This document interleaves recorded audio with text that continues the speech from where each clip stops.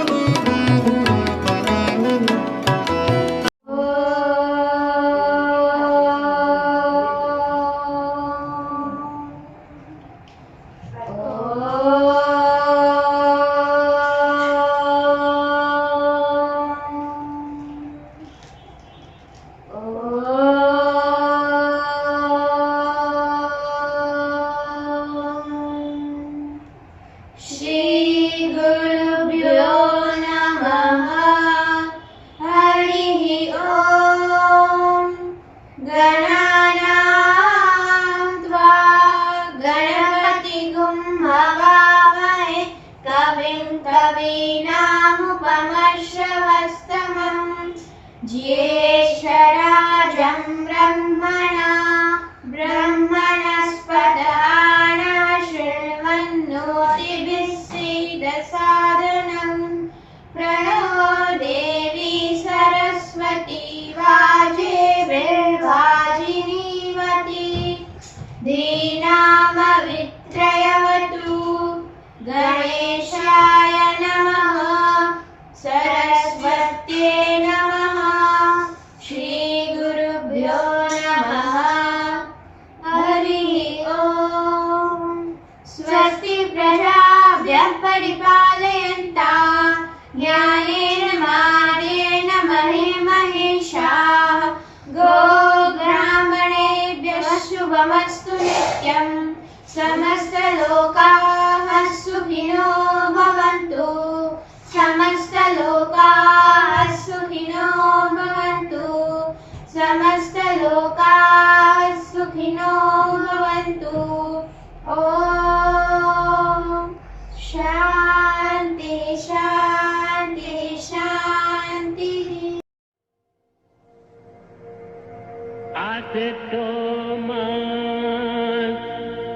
सद्गमया तमसो मा ज्योतिर्गमया मृत्योर्मा अमृतौ गमया। आसतो मा सद्गमया तमसो मा ज्योतिर्गमया मृत्योर्मा अमृतौ गमया। आसतो मा सद्गमया तमसो मा ज्योतिर्गमया मृत्योर्मा अमृतौ गमया।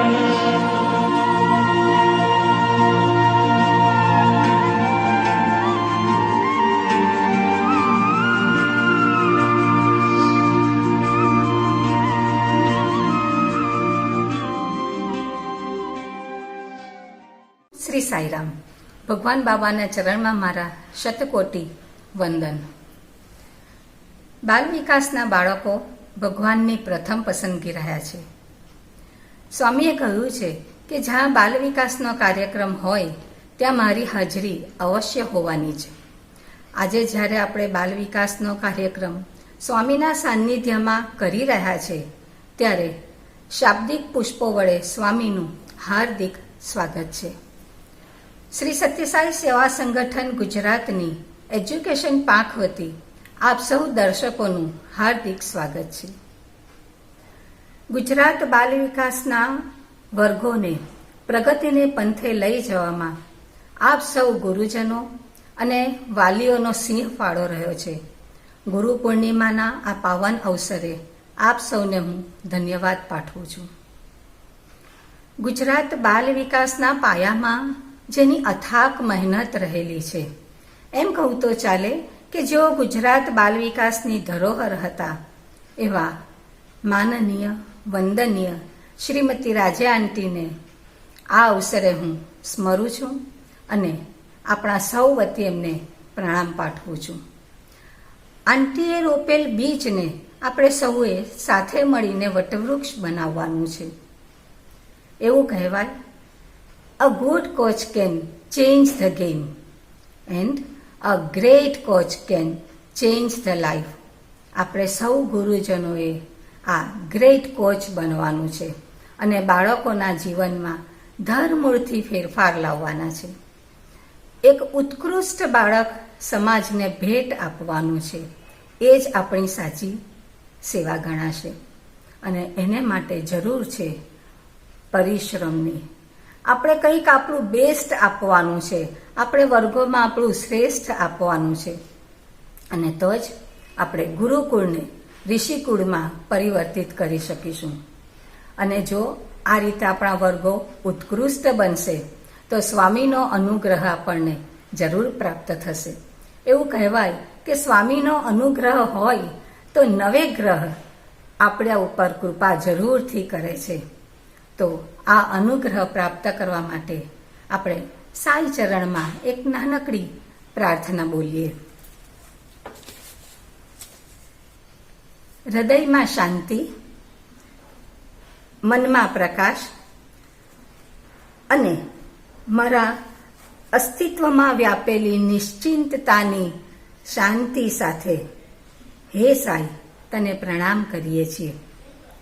હે ચિરંતન પ્રેમના દિવ્ય સ્વરૂપ, અમારા અસ્તિત્વના કારણરૂપ, તારું દર્શાવેલ કર્મ હંમેશા અમારા જીવનનું લક્ષ્ય બની રહો, એ જ તારા ચરણમાં અભ્યર્થના.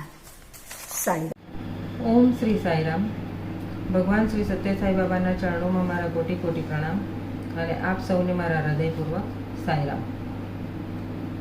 ગુરુ પૂર્ણિમાના શુભ અવસરે હું આપણા સૌના ભગવાન અને દિવ્ય ગુરુ શ્રી સત્ય સાઈ બાબા પ્રત્યે મારી કૃતજ્ઞતા વ્યક્ત કરું છું અને સ્વામીએ આપણા સૌને આપણા ગુરુ બનીને આપણને સૌને દર્શન, સ્પર્શન અને સંભાષણ દ્વારા આપણને જે માર્ગદર્શન પૂરું પાડ્યું છે એના થકી સ્વામીએ આપણું જીવન ખૂબ જ સુંદર અને સરળ બનાવ્યું છે.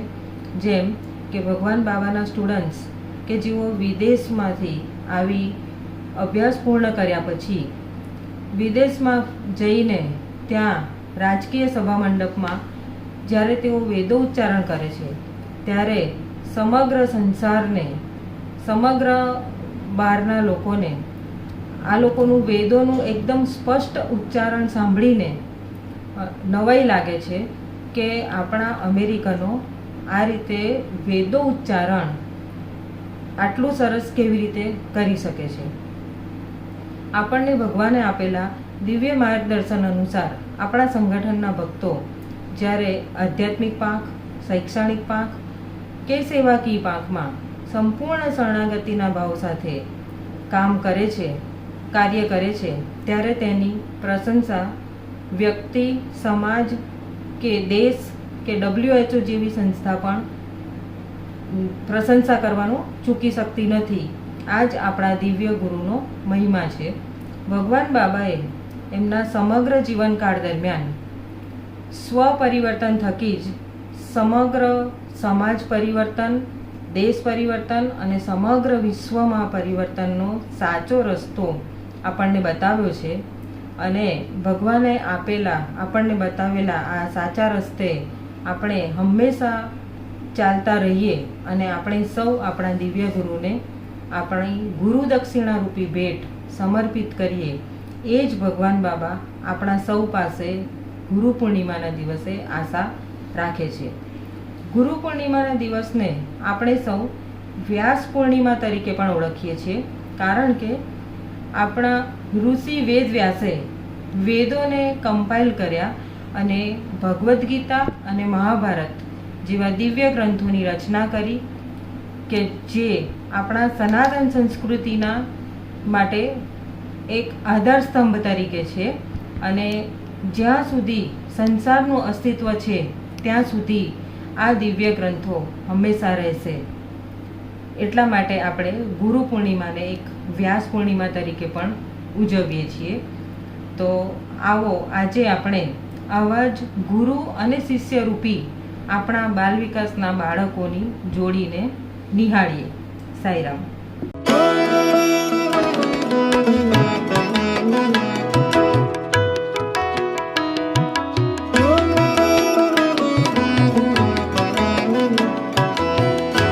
ओम श्री साई राम। हमारे प्यारे भगवान श्री सत्यसाई बाबा के चरण कमलों में हमारा सादर प्रणाम। सभी गुरुओं और बड़ों को प्रणाम। गुरु शिष्य परंपरा हमारी भारतीय संस्कृति का अभिन्न अंग है। पवित्र गुरुओं के चरणों में शिष्यों ने सीखा कि दैनिक जीवन में अध्यात्म का अभ्यास कैसे किया जाता है। अब हम आदि शंकराचार्य के जीवन से एक लघु नाटिका प्रस्तुत करते हैं, यह समझने के लिए कि कैसे उन्होंने दैनिक घटनाओं से हमें गहन सत्य सिखाया। एक दिन आदि शंकराचार्य अपने शिष्य के साथ बाजार में घूम रहे थे। शिष्य, क्या तुम उस आदमी को गाय को रस्सी से घसीटते हुए देख रहे हो?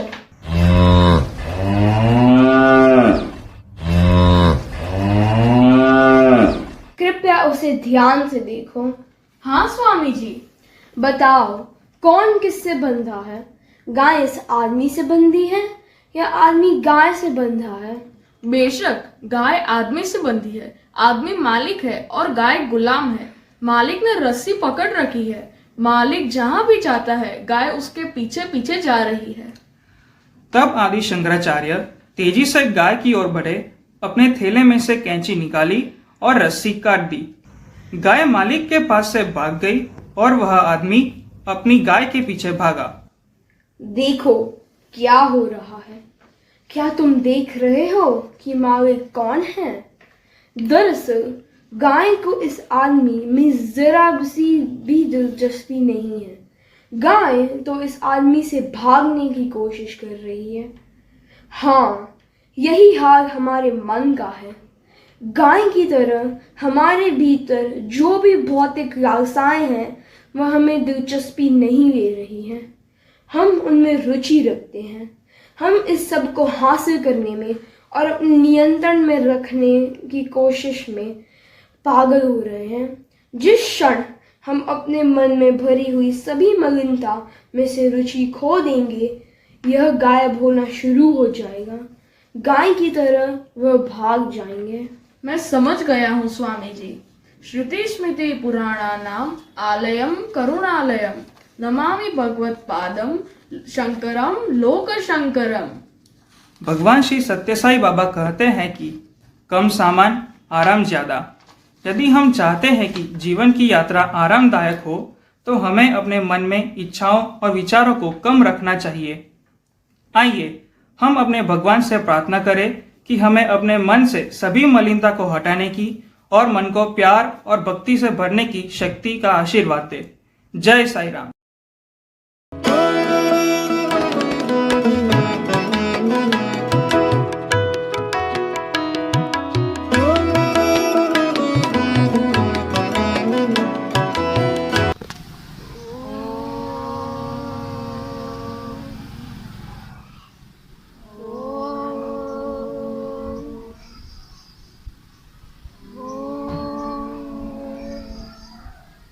जीने की कलाएं तुम सीख चुके हो, अब मैं मरने की कला सिखाता हूँ। मरने की कला? हाँ, मरने की कला। इस कला से प्राणी सहज में मोक्ष प्राप्त कर सकता है। मोक्ष प्राप्ति और सहज? हाँ, मोक्ष प्राप्त करने की कला है और ये बड़ी सहज कला है। गुरुजी, गूढ़ रहस्य को तनिक विस्तार से बताने की कृपा करें। के अनुसार मनुष्य के जीवन का लक्ष्य धर्म, अर्थ, काम और मोक्ष को प्राप्त करना है। मोक्ष मरने पर ही प्राप्त हो सकता है, वो भी तब जब उसे मरने की कला आती है। जी गुरुदेव जी। देखो, शास्त्र कहते हैं कि मृत्यु के समय प्राणी के मन में भाव होते हैं, उसी के अनुसार उसकी अंत गति होती है। जो मरने के समय प्राणी के मन में संपत्ति, घर बार या सगा संबंधियों में ममता के भाव प्रबल होंगे तो उसी के अनुसार नया जन्म होगा और उसी प्रकार जन्म जन्मांतर के चक्र में घूमता रहेगा। और यदि मरने के समय प्राणी संसार की सारी ममता को भूल कर केवल श्री हरि के चरणों में मन को स्थिर करके प्राण त्याग करेगा तो उसी क्षण उसे मोक्ष प्राप्त हो जाएगा। यही वो मरने की कला है जिसे बड़ी आसानी से मोक्ष की प्राप्ति हो जाती है। गुरुजी, जिस कला का बड़ी आप सहज बताया है वो कला उतनी सहज नहीं है। जिस प्राणी का मन जीवन भर केवल सकम कर्मों में उलझा रहेगा उसे श्री हरि की याद कैसे आएगी, यह तो बहुत कठिन है। ने ठीक ही कहा, यदि जीवन भर प्राणी केवल सकम कर्मों में ही उलझा रहेगा तो अंत समय में उसे श्री हरि के चरणों में ध्यान कभी नहीं रहेगा। इसलिए ये आवश्यक है कि मनुष्य सारा जीवन अपने दिनचर्या में नित्य प्रति थोड़ी देर के लिए श्री हरि का स्मरण करे, उनके चरणों का ध्यान करे, उनकी लीलाओं का गान करे। उससे उसकी आस्था और विश्वास दृढ़ होते जाएंगे और अपने हृदय में भी स्वयं ही भक्ति का स्रोत भी बहने लगेगा, जो अंत समय में उसकी सहायता करेगा। यही वो मोक्ष प्राप्त करने की कला है। जी गुरुदेव जी।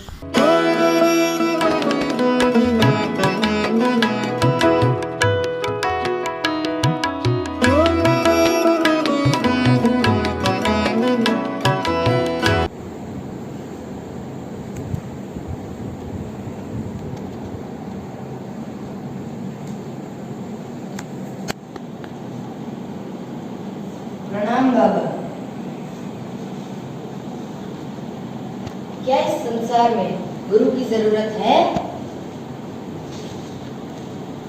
बाबा, क्या इस संसार में गुरु की जरूरत है? बाबा, मैं एक पढ़ा लिखा नवयुवक हूँ।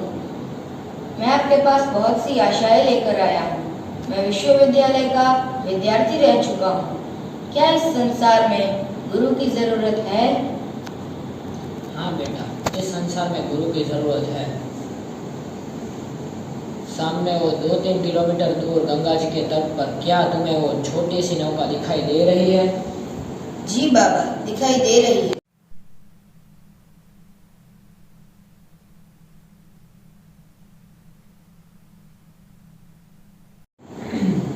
वातावरण एकदम स्वच्छ है, कोई बाधा नहीं, कोई अवरोध नहीं। अगर उस नौका को कोई खेवैया खेवे और यहाँ तक लाए तो उसमें अंदाजित कितना समय जाएगा? उसमें अंदाजित पौना घंटा या 1 घंटा जाएगा। समांतर दूसरे तट पर तुम्हें क्या वो स्टीमर दिखाई दे रही है? जी बाबा, दिखाई दे रही है।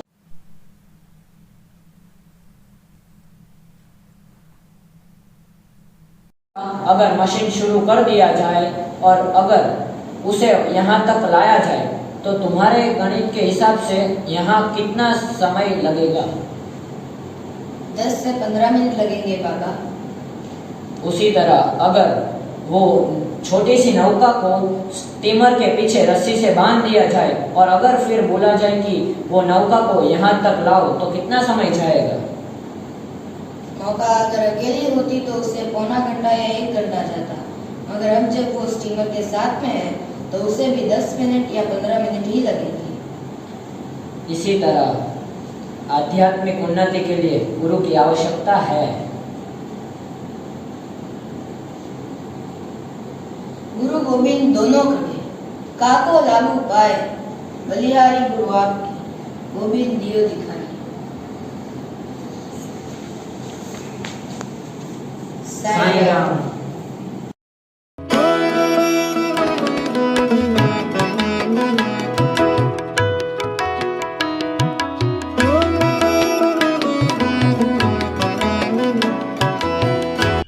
आप મારા હૃદયપૂર્વકના સાઈરામ.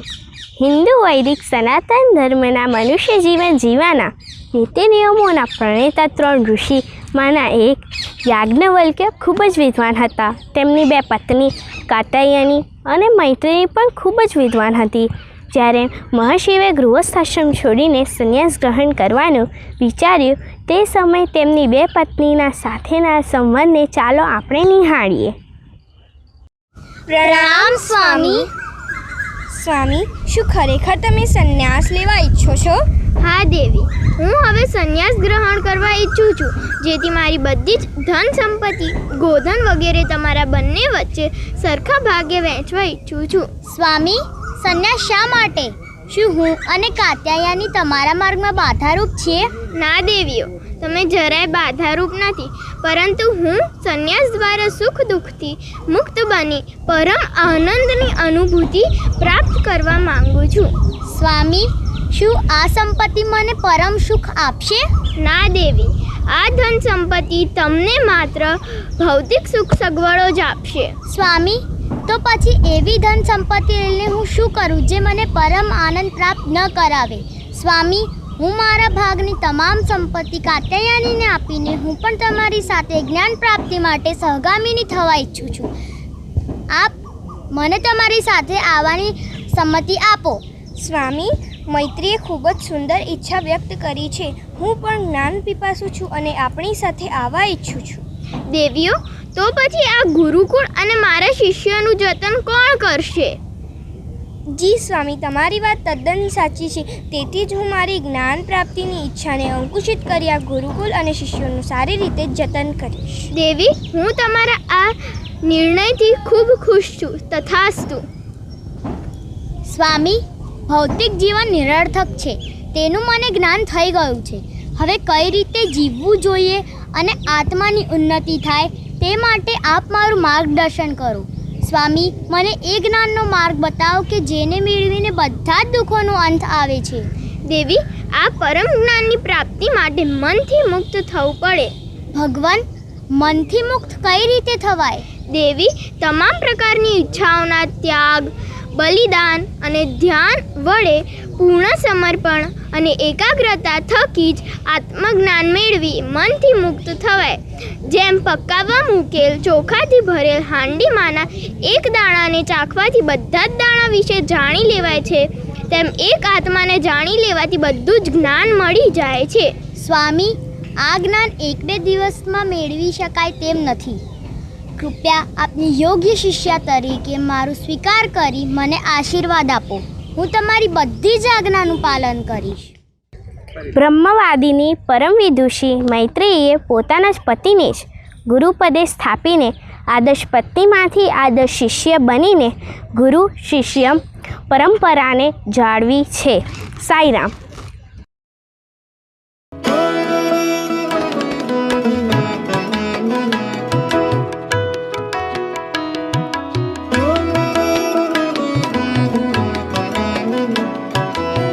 श्री साई राम.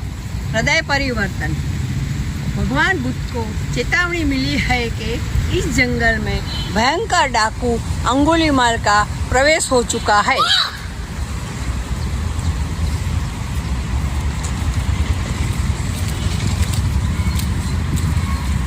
तुम मुझसे क्या चाहते हो अंगुलीमाल? मैं तुम्हारी हत्या करना चाहता हूँ. मैं तुम्हारी उंगलियां काटकर अपनी इस माला में पिरोना चाहता हूँ. तो विलंब किस लिए? अपनी इच्छा पूरी करो, मुझे कोई आपत्ति नहीं है. क्या तुम्हें मुझसे कोई भय नहीं गिरा? लोग तो केवल मेरा नाम सुनकर पैसे कांप उठते हैं. मुझे तुम्हारा कोई भय नहीं है अंगुलीमाल. तुम स्वयं भयभीत और अशांत हो. यह तुम क्या कह रहे हो बुद्ध? मैं अंगुलीमाल और भयभीत? तुम मेरा प्रयास कर रहे हो. तुम्हारी हिंसा में ही तुम्हारा भय छुपा हुआ है. तुम्हें याद है बुद्ध, यदि मैंने तुम्हारी हत्या कर दी तो 100 व्यक्तियों का लक्ष्य पूरा हो जाएगा. इससे तुम्हारा क्या लाभ होगा? इससे तुम्हें और अधिक भय और अशांति मिलेगी. अशांति? क्यों मिलेगी मुझे अशांति? जो हत्या तुमने की है उनके लिए तुम जीवन भर पश्चाताप करोगे. तुम्हारा जीवन नरक हो जाएगा. परंतु भय में डूब जाओगे. क्यों? क्योंकि जो आतंक और हिंसा तुम फैलाते हो वही लौटकर तुम्हारे पास आती है। यदि ये सत्य है तो मुझे क्या करना चाहिए? ये हिंसा का मार्ग छोड़ दो और नया जीवन आरंभ करो। परंतु ये कैसे संभव है? घृणा और अहिंसा को त्यागने से तुम्हारे मन को शांति मिलेगी।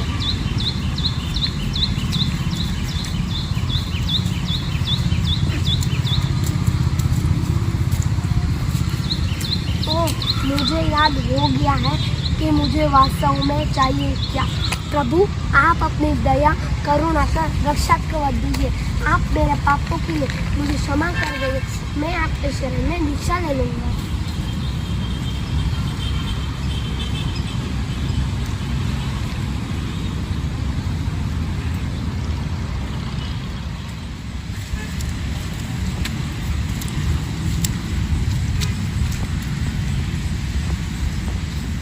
तुम्हारा नाम अंगुलीमाल नहीं अहिंसक है।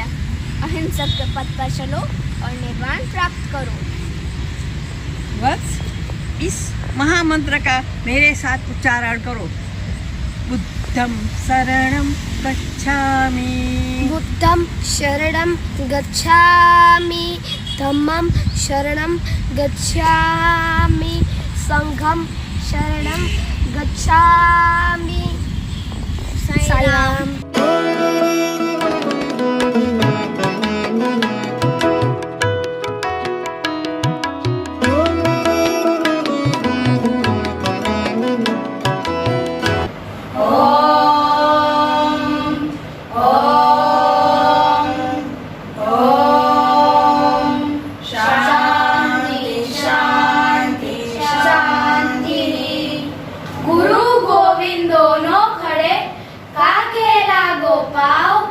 बलिहारी गुरु आपने जो गोविंद दियो मिलाए।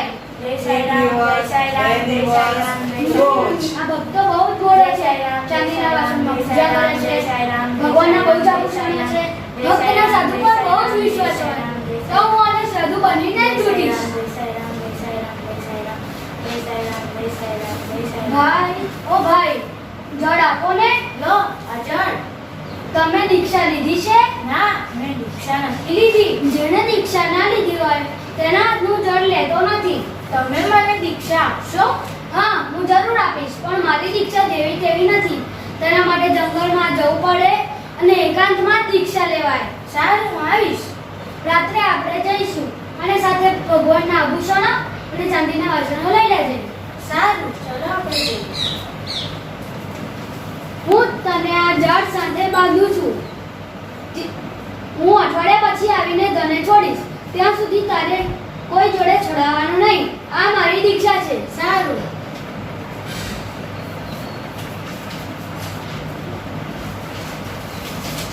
મારો ભક્ત ગયો ક્યાં?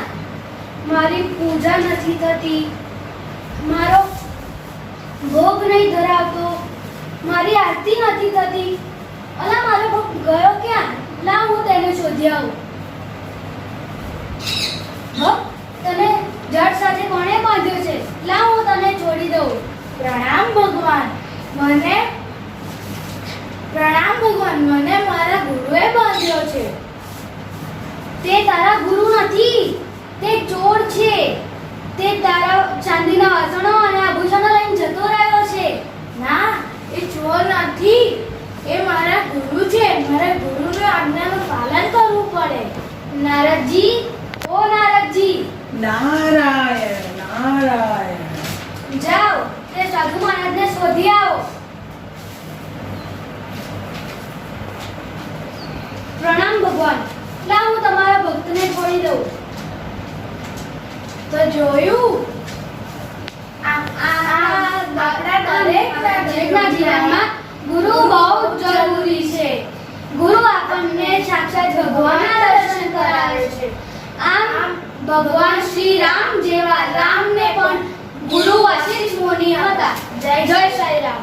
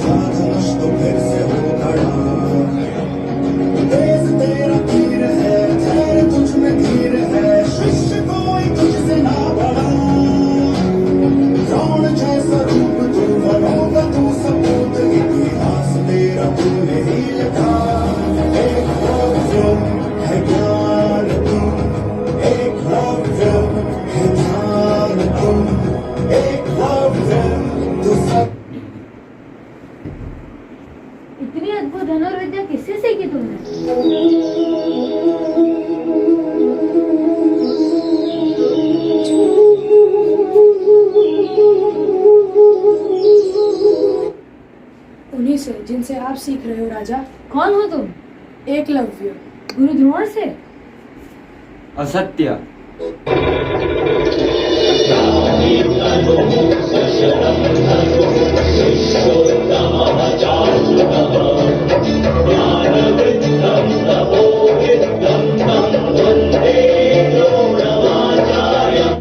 मैं तुम्हें शिष्य के रूप में स्वीकार नहीं किया है बालक।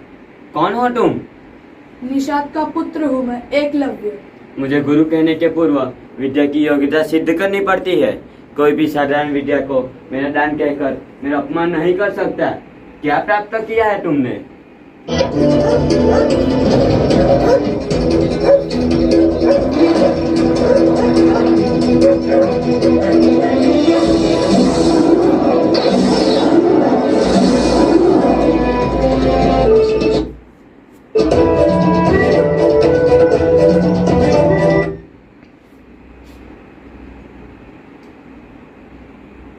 तो अब तुम्हें शिष्य के रूप में स्वीकार करना ही होगा। क्या तुम गुरु दक्षिणा दे पाओगे? जब तक मैं आपको गुरु दक्षिणा ना दे दूं, मैं आपकी दी गई विद्या का प्रयोग नहीं करूंगा। आपकी जो इच्छा होगी वो मैं दूंगा। आदेश गुरुदेव। अपने दाहिने हाथ का अंगूठा दे दो।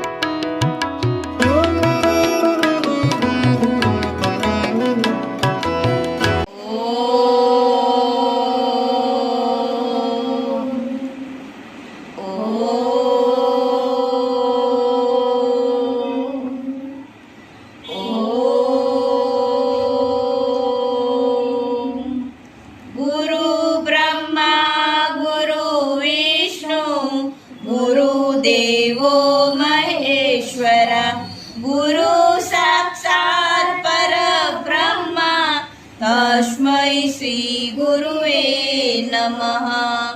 ઓમ શ્રી સાઈરામ। આજે આપણે ધૌમ્ય ઋષિ અને શિષ્ય આરુણીનો સંવાદ સાંભળીએ।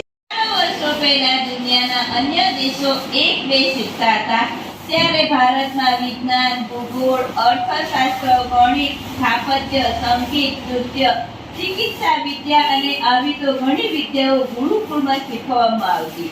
ગુરુકુળમાં વિદ્યાર્થી સાથે સેવાનું પણ એટલું જ મહત્વ હતું। આવા એક ગુરુકુળની વાત છે। ધૌમ્ય ઋષિના આશ્રમમાં ઘણા વિદ્યાર્થીઓ ભણતા હતા।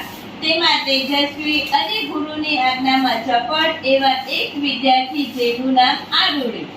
એક વખત આરુણી લાકડાની ભરી લઈને આશ્રમ તરફ જતો હતો, પણ ત્યાં જ અચાનક ધોધમાર વરસાદ શરૂ થઈ ગયો અને આરુણીએ જોયું કે વરસાદને કારણે માટીની પાટ તૂટી ગઈ છે। અરે, આ તો માટીની પાટ તૂટી ગઈ, ખેતરમાંથી બધું પાણી વહી જાય છે। એ ઉતાવળે પગલે આશ્રમમાં આવ્યો।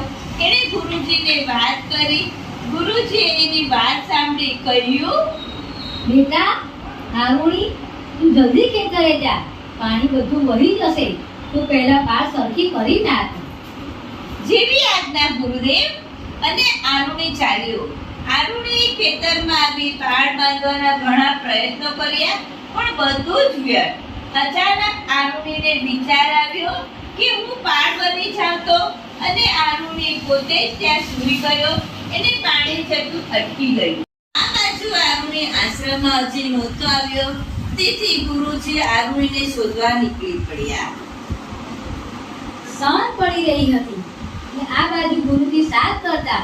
આરુણી, આરુણી, તું ક્યાં છે? આરુણી, આ કેટલી બધી ઠંડી છે, તું છે ક્યાં? અને આમ ગુરુજી ખેતરમાં આવ્યા, જોયું તો આરુણી તૂટેલી પાણીની જગ્યાએ પોતે જ પાણ બનીને સૂતો હતો. કાદવ અને કીચડથી તેનું શરીર કઢાયેલું હતું. ગુરુજીએ આ જોયું અને મનોમન ગુરુજીને વિચાર આવ્યો, વાહ, સેવા કરવાની કેવી ધગશ! વરસાદ અને ઠંડી છતાં સેવામાંથી આરુણી તું ડગ્યો નહીં. બધા શિષ્યને પણ વિચાર આવ્યો, આપણે પણ આરુણી જેવા ન બની શકીએ. આ બાજુ ગુરુજી આરુણીને આશીર્વાદ આપતા કહ્યું, આરુણી ધન્ય છે તને. ગુરુજીની આજ્ઞાથી નીચે ન પડવા દીધી. આટલી નાની ઉંમરે આટલી સમજણ, જા તને આશીર્વાદ છે કે તું મહાન બ્રહ્મજ્ઞાની થઈશ. મિત્રો, સેવાનો આવો મહિમા હોય છે. જો ગુરુના સાચા આશીર્વાદ પ્રાપ્ત કરવા હોય તો દગ્યા વગર આરુણીની જેમ સેવા કરી નાખીએ તો બ્રહ્મ જ્ઞાની થઈ શકાય છે. ઓમ શ્રી સાઈરામ.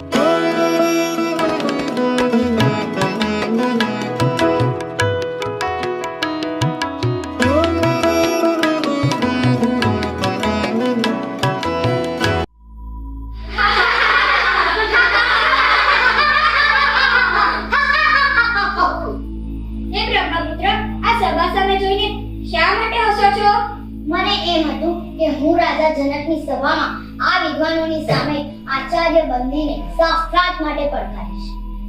પરંતુ આ તો મૂર્ખાઓની સભા છે. તમે તેઓને પૂછો તેઓ શા માટે હસ્યા? મારા પર કે જેણે મને બનાવ્યો તે ઈશ્વર પર? તમે પૂછો તેઓને, તમે પૂછો. મને અને મારા દરબારીને અજ્ઞાતા માટે ક્ષમા કરજો, પરંતુ શાસ્ત્રાર્થ કરવા માટે ઉંમરમાંથી તમે નાના છો. તમને આચાર્ય બંદીની શરતો ખબર છે કે જે હારે તેને જળસમાથી લેવી પડશે. આચાર્ય બંદી સાથે શાસ્ત્રાર્થ કરવા માટે મારા પર મારા ગુરુની કૃપા પર્યાપ્ત છે. શાસ્ત્રાર્થ કરવા માટે કોઈ માપદંડ નથી. કોઈ મહત્વના કાર્ય માટે બલિદાન આપવું એ મૃત્યુ નથી. અને મારી સમક્ષ આચાર્ય બંદીને હાજર કરો. હું આચાર્ય બંદી આપની સાથે શાસ્ત્રાર્થ કરવા માટે તૈયાર છું. જીવ શું છે? જીવ એ આત્મા છે. તે નિર્વિકાર હોવા છતાંય અવિદ્યાના પ્રભાવમાં આવીને પોતાને મન અને શરીર સમજી સંસારનો અનુભવ કરે છે. તો અવિદ્યા શું છે? અનાત્માને આત્મા, નિર્વિકારને વિકાર અને આ સંસારની જે સત્ય સમજે છે તે જ અવિદ્યા છે. તો વિદ્યા શું છે? આત્માનું જ્ઞાન એ જ વિદ્યા. સાવિદ્યા યા વિમુક્તિ, જે આપણને દુઃખો, પીડા, અજ્ઞાનો, પ્રતિયોગિતાઓ, બ્રહ્મ અને ભ્રામક કલ્પનાથી મુક્તિ અપાવે તે વિદ્યા છે. વિદ્યા આપણને દ્રષ્ટિ આપે છે, જેનાથી મનુષ્ય પોતાના બ્રહ્મ રૂપને ઓળખી શકે છે. સારો સારો બ્રહ્મને કેવી રીતે જાણી શકાય? સાચી સામાજિક વ્યવહારથી, સાધના અને ચિંતનથી, ધ્યાનપૂર્વક સાંભળવાથી, નિત્યાનુભવના વિચારથી તથા સમાધિ અવસ્થામાં જઈને જાણી શકાય છે. સારો સારો તો બ્રહ્મજ્ઞાનના લક્ષણો શું છે? જો કોઈ એવો દાવો કરે કે તેણે બ્રહ્મને જાણી લીધું છે, તે બ્રહ્મને કદાપી જાણી શકતો નથી. કેમ કે બ્રહ્મને જાણવાથી જ તેને જાણવાનો અહંકાર નાશ પામે છે.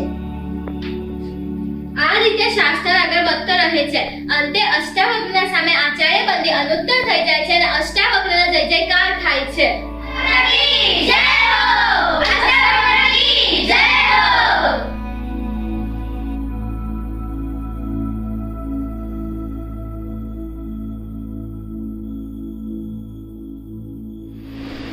હું મારી હાર સ્વીકાર કરું છું. જળ સમાધિના માટે તૈયાર છું. હું તમને ક્ષમા આપું છું. હે આચાર્ય, આ તમારા અહંકારને કારણે કેટલાય ઋષિઓએ જળ સમાધિ લીધી, જેમાંના એક મારા પિતા શ્રી કૌરવ હતા. તેથી હે રાજન, હું કહું છું કે શાસ્ત્રનો શસ્ત્ર તરીકે ઉપયોગ ન કરો. શાસ્ત્ર જીવનનો વિકાસ કરે છે અને શસ્ત્ર જીવનનો વિનાશ કરે છે.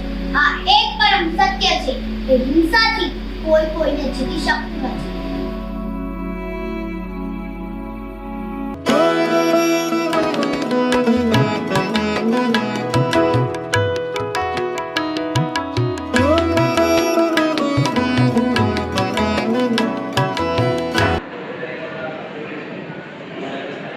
ગુરુજી આગળ. પ્રણામ ગુરુદેવ. आयुष्मान भव।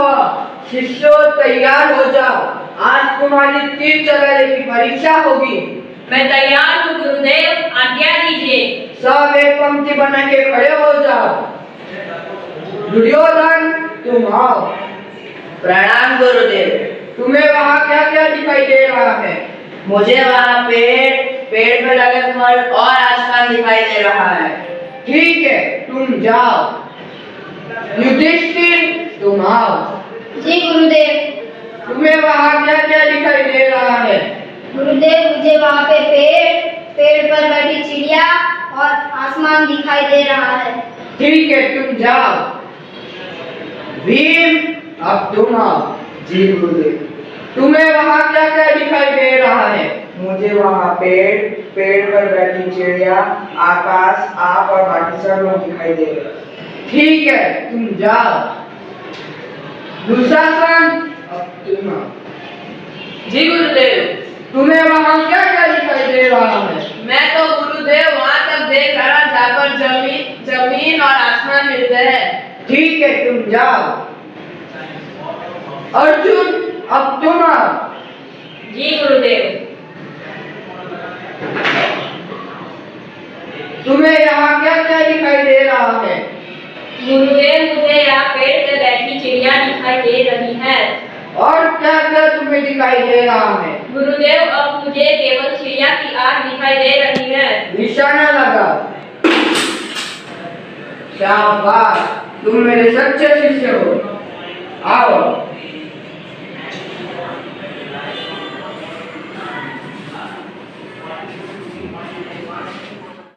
अर्जुन और चिड़िया की आँख की इस कहानी से हमें यह सीख मिलती है कि सफलता प्राप्त करने के लिए हमारा ध्यान सिर्फ अपने लक्ष्य पर होना चाहिए।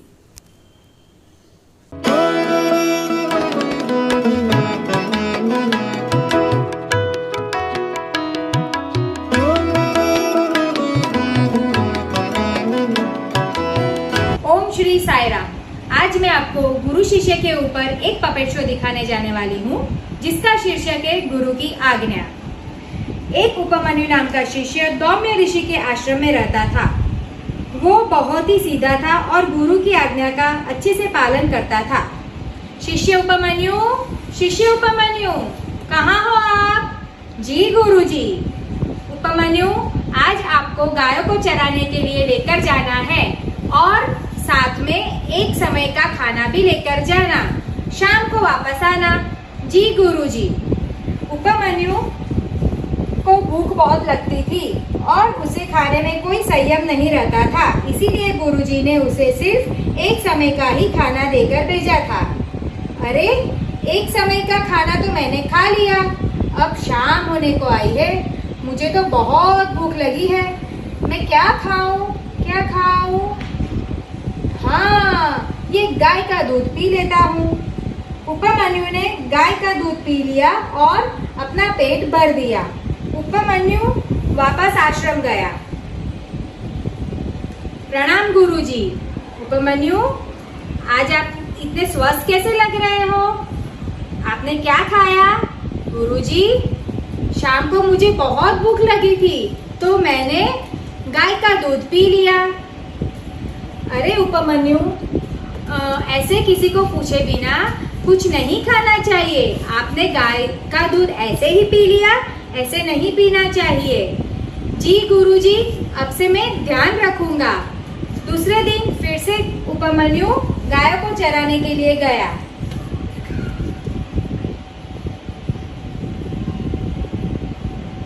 अरे, आज भी मुझे बहुत भूख लगी है, मैं क्या खाऊं? गुरुजी ने तो गाय का दूध पीने से मना कर दिया है। हाँ, ये बछड़ा गाय का दूध पी रहा है, उसके मुंह में से जो दूध निकल रहा है वो पी लेता हूँ और उससे मेरा पेट भर जाएगा। उपमन्यु ने बछड़े का जूठा दूध पीकर अपना पेट भर दिया। आश्रम में, अरे उपमन्यु, आप आ गए? प्रणाम गुरुजी। आज कैसा रहा आपका दिन? गुरुजी, शाम को फिर से मुझे भूख लगी थी तो मैंने गाय का दूध ऐसे ही नहीं पी लिया। वो बछड़ा दूध पी रहा था, उसके मुंह में से जो गिर रहा था वो दूध मैंने पी लिया। अरे उपमन्यु, वो दूध तो जूठा होता है, ऐसा जूठा दूध नहीं पीना चाहिए, आपका स्वास्थ्य खराब होगा। गुरुजी, मुझे माफ कर दो, अब से मैं नहीं पीऊंगा। ठीक है। तीसरे दिन फिर से उपमन्यु गायों को चराने के लिए गया। फिर से उसको भूख लगी। अरे आज तो मैं क्या खाऊंगा, बहुत भूख लगी है मुझे तो। क्या खाऊं, क्या खाऊं? हाँ, ये लाल कलर का फल दिख रहा है जो बहुत मीठा लग रहा है, वो खा लेता हूँ, उससे मेरा पेट भर जाएगा। उपमन्यु ने फल खाया और वो बेहोश हो गया। अरे उपमन्यु अभी तक क्यों नहीं आया? कहाँ गया होगा? चलो ढूंढने जाता हूँ। उपमन्यु, कहाँ हो आप? उपमन्यु, अरे ये तो यहाँ बेहोश पड़ा हुआ है, उसको औषधि पिलाकर होश में लाता हूँ। उपमन्यु, क्या हुआ आपके साथ? प्रणाम गुरुजी। गुरुजी, मैंने एक लाल कलर का फल खाया जिससे मेरी आंखों से दिखना कम हो गया और मैं बेहोश हो गया। अरे उपमन्यु, मैंने आपको बोला था कि ऐसे ही कुछ भी नहीं खाना चाहिए, फिर भी आपने खा लिया। गुरुजी, मुझे माफ कर दो, अब से मैं अपनी भूख पर नियंत्रण रखूंगा और कुछ भी ऐसा वैसा नहीं खाऊंगा। तब से उपमन्यु अपने खाने पर और अपनी लालच पर नियंत्रण करना सीख गया और एक बड़ा और अच्छा आदमी बन गया। ओम श्री साई राम। સાઈ રામ। હમણાં આપણે સૌએ ગુરુ શિષ્યની જોડી એ શીર્ષક હેઠળ સરસ મજાનો કાર્યક્રમ નિહાળ્યો। આશા રાખું છું આપ સૌને એ કાર્યક્રમ પસંદ પડ્યો હશે જ। આ કાર્યક્રમ જોઈને અને બાળકોની પ્રસ્તુતિ નિહાળીને એ હકીકત તો સાબિત થાય છે કે ભારતીય સંસ્કૃતિની જે પરંપરા છે તે અદ્ભુત છે। ગુરુ શિષ્યની જોડી અને તેમની વચ્ચેનો પરસ્પરનો સંબંધ પણ અપૂર્વ અને અલૌકિક છે। ગુરુની ભાવના હંમેશા એવું જ હોય છે કે એમની પાસે જે પણ કંઈ જ્ઞાન હોય તે તેમના શિષ્યને આપવા માંગે છે અને ઈચ્છા પણ એમની એવી જ હોય કે તેમના કરતાં તેમનો શિષ્ય હંમેશા વધુ તેજસ્વી બને અને 2 ડગલા આગળ ચાલે। આપણે સૌએ એ ઉક્તિ તો સાંભળી જ હશે, ગુરુ કરતાં શિષ્ય ચડે। ગુરુ દરેકના જીવનમાં ગુરુનું સ્થાન આગવું છે અને આદરણીય છે, તે સૌને માટે વંદનીય છે અને ગુરુ જ આપણને ઈશ્વરનો માર્ગ તરફ આપણને ચીંધે છે। ગુરુ મહિમાના આ કાર્યક્રમને સમાપન તરફ દોરી જતા પહેલા હું સર્વપ્રથમ આપણા સ્વામીનો ખૂબ ખૂબ આભાર માનું છું અને તેમના ચરણોમાં પ્રણામ કરું છું। અત્રે ઉપસ્થિત સૌ પ્રેક્ષકગણ ભાઈઓ અને બહેનો, બાળકોના માતા પિતા તથા બાલ વિકાસ ગુરુઓ, આ સૌનો હું હૃદયપૂર્વક આભાર માનું છું કે જેમને ખૂબ પરિશ્રમ કરી સમય આપીને આ કાર્યક્રમને સફળ બનાવવાનો અથાગ પ્રયત્ન કરેલો છે। તો ફરીથી એકવાર આપનો આભાર અને સ્વામીના ચરણોમાં એ જ પ્રાર્થના કરું છું કે આપણા સૌ પર તેમની કૃપા બની રહે। હવે આ કાર્યક્રમ પછી આપણે સ્વામીના સ્વરમાં એક ભજન સાંભળીશું અને અંતમાં આરતી। ઓમ શ્રી સાઈ રામ।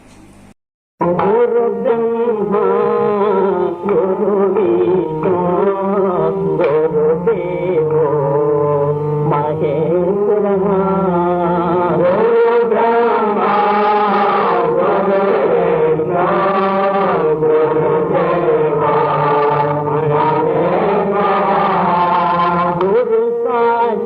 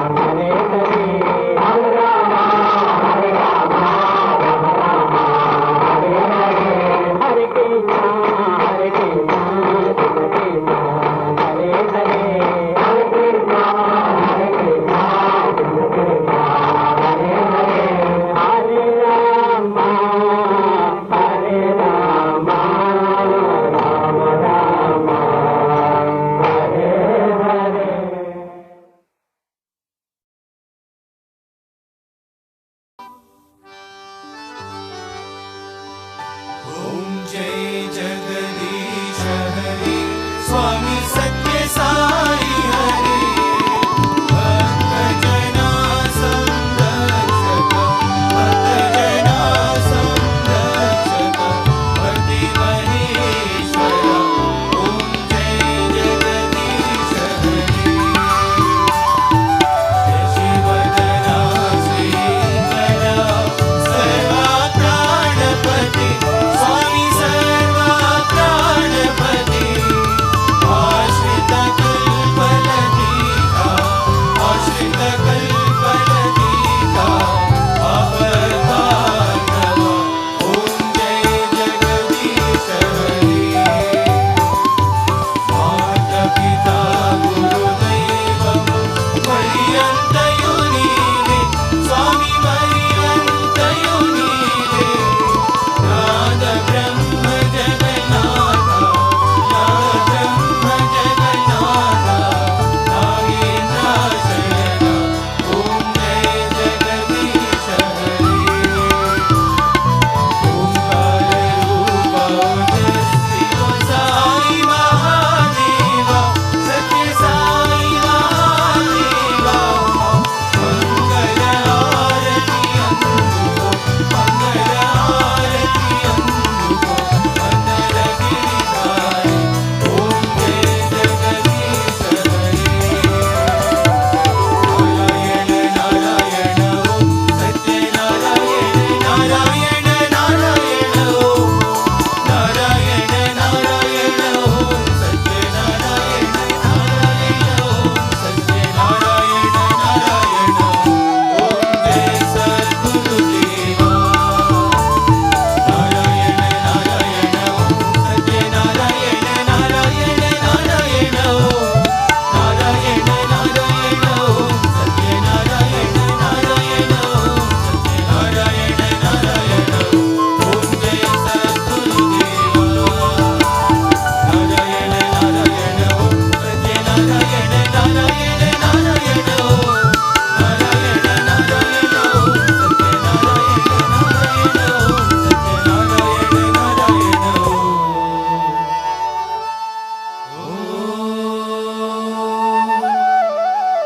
जय सद्गुरुदेवा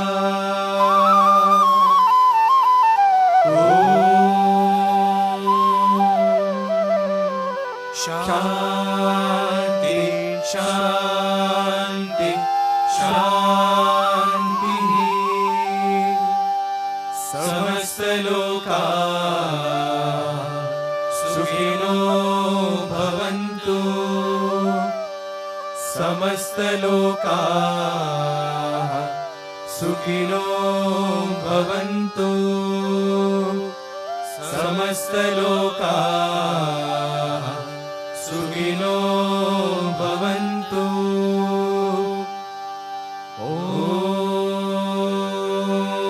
ओम शांति शांति शांति जय बोलो भगवान श्री सत्य साई